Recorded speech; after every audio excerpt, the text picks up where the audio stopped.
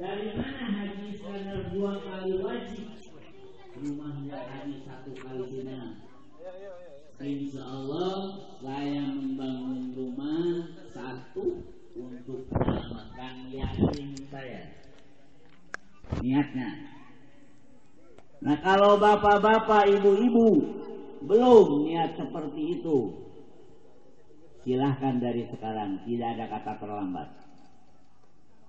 Terlambat mas setelah meninggal belum dibilangin sama Haji Iskandar itu terlambat. Tapi kalau kita sudah masih hidup, tidak ada terlambat. Seandainya bapak-bapak, ibu-ibu membangun rumah kemarin tidak niat untuk menyelamatkan yatim, itu belum dapat pahala, belum dapat ganjaran wajib. Yang wajib kedua, Haji Iskandar membangun rumah untuk menyelamatkan anak dan istri dari hujan dan angin. Wajib kedua tuh. Maka insya Allah kalau kita mau bangun rumah niat untuk menyelamatkan anak dan istri dari hujan dan angin, dan untuk menyelamatkan yatim nanti akan ditinggal sama kita, insya Allah bangunan rumah 2 kali wajib. Di dunianya dinikmati, di akhiratnya lebih menikmati. Ketiga, Haji Iskandar rumahnya sunnah. Karena sengaja saya membuat rumah kamar mandi setiap kamar. Itu saya sengaja untuk menyenangkan tamu. Saya sengaja membangun rumah untuk menyenangkan tamu, hukumnya sunnah. Maka di mana ada kesalahan dari kekeliruan, contohnya saking betahnya tamu musrek aja ngobrol sama Pak Haji, amplopnya kecil, saya nggak nyesel kok, cuman kebineminatain aja. Ngobrolnya lama, masalahnya bertumpuk, amplopnya kecil, saya tidak nyesel, tidak, cuman kebineminatain. Nah insya Allah bapak-bapak, ibu-ibu bangunannya supaya jadi wajib. Umpamanya baru mau ngontrak, niat ngontraknya untuk menyelamatkan anak dan istri dari hujan dan angin. Cuman 1 itu mah kalau kontrakan mah nggak bisa nyelamatin yatim, rumah orang.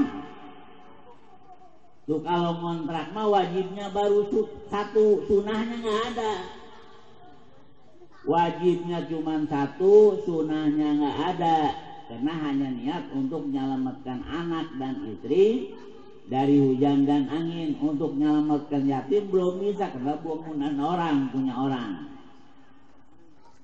Sudah pada niat anda saudara-saudara, ibu-ibu sekalian? Belum? Maaf kalau yang belum, tolong niatin dari sekarang. Jangan sampai di akhiratnya tidak berfaedah. Di dunianya supaya indah, supaya nikmat, di akhirat nambah-nambah kenikmatan buat kita. Jelas Allah menyontohkan di dunia rajin usaha tuh untuk makan di dunia. Di mana di dunia rajin ibadah itu untuk makan akhirat. Karena yang namanya ibadah kerjanya di dunia, upahnya untuk makan di akhirat, itu namanya ibadah. Ntar dulu biarin, nggak nyinggung al-hikmah dulu, nyinggung rumah dulu. Soalnya kasihan sama ibu-ibu, bapak-bapak yang belum niat, kasihan. Takut di akhiratnya saya ditegur nanti. Kalau saya sudah ngomong monyong-monyong nggak dilaksanain, bodoh amat, yang rugi bukan saya. Saya mah walaupun anda tidak ngeniatin dapat pahala aja. Namun kalau anda mengamalkan seperti tadi, saya dapat pahala dua. Satu pahala matwakan, dua pahala si murid atau si mustami melaksanakan anjuran atau fatwa dari saya. Insya Allah nanti bagi-bagi sama saya itu pahalanya, insya Allah. Namun kalau yang tidak mengamanfaatkan atau tidak mengamalkan, saya tidak rugi, namun tidak dapat dua kali untung. Insya Allah itu masalah ibadah. Saya pesan ke seluruh anggota Al-Hikmah umumnya, khususnya umumnya kepada muslimin muslimat, ayo berlomba-lomba untuk mencari kekayaan di akhirat. Ayo, bukan mengganggu cari harta, bukan. Berlomba-lomba untuk kekayaan di akhirat, tidak menghalangi mencari harta. Contohnya tadi saya bangun rumah, rumahnya bagus, pahalanya hebat kalau ada ilmunya. Kalau kita beli mobil niatnya buat ngaji, niatnya buat keperluan rumah tangga, niatnya untuk menolong tetangga, insya Allah. Walaupun beli mobil itu wenang, tapi kalau diniatin seperti itu dapat pahala.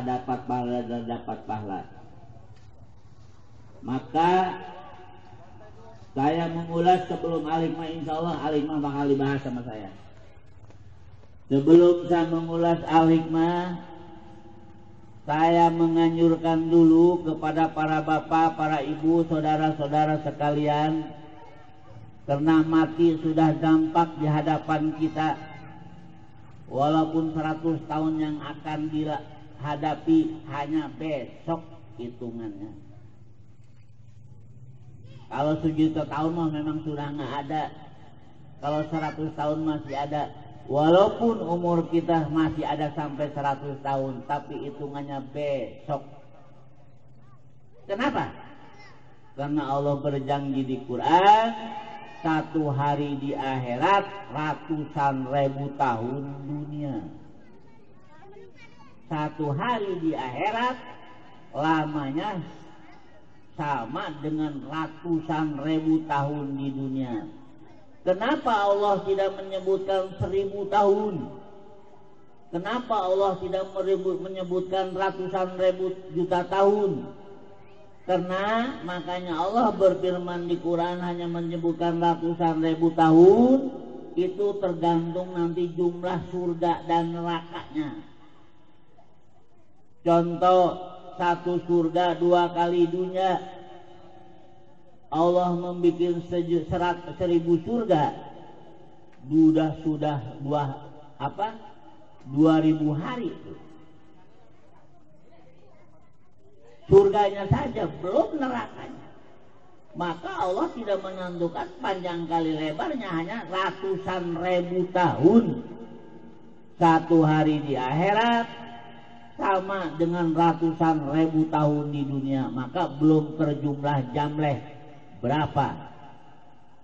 Silakan kepada tamu yang baru nyampe menyicipi hidangan dulu biar mendengar ceramahnya nggak masuk angin. Cuman kalau perut kenyang ngantuk.